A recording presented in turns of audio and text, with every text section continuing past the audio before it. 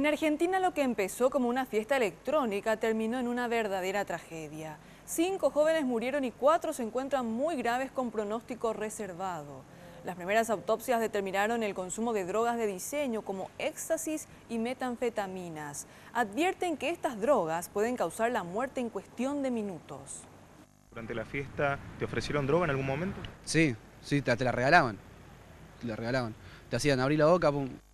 Juan asistió a la fiesta electrónica y su amiga Micaela Poliboy, de 20 años, está internada. El juez federal Sebastián Casanelo se hizo cargo de la causa que investiga los hechos ocurridos en la fiesta Time Warp de Costa Salguero, donde murieron 5 jóvenes y otros tantos siguen hospitalizados tras consumir éxtasis y metanfetaminas. En el Hospital Fernández se encuentran internados Micaela Soledad Poliboy, de 20 años, Nicolás Laitan, de 23, y Leandro Agustín Espinosa, de 19. Mientras la mujer y uno de esos 2 jóvenes se encuentran en estado crítico y con insuficiencia renal en la unidad de terapia intensiva, el segundo varón reviste más gravedad, permaneciendo en shock room y con asistencia respiratoria mecánica. Los investigadores detectaron varias irregularidades en el predio cerrado donde se realizaba la segunda edición de la fiesta electrónica, entre ellas que los bidones de agua purificada de los puestos de hidratación gratis y a cargo de la organización se acabaron a mitad de la noche.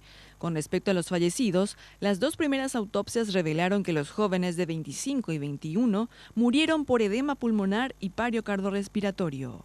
Seguramente habrá pedido agua a alguien y esa persona le habrá dado con esa toxina, digamos. Ahora son un líquido rojo que se pone en el agua. Al parecer es una droga que está, digamos, en etapa de experimentación a ver cómo es que le cae a la gente. Eso es lo que se dice. Le dicen GH, es éxtasis en estado líquido, y también se habla de una nueva droga que es Superman amarilla, le dicen, que también es altamente tóxica. Y mezclada con el alcohol, hasta te podría decir que mortal. Te afecta el hígado y los riñones.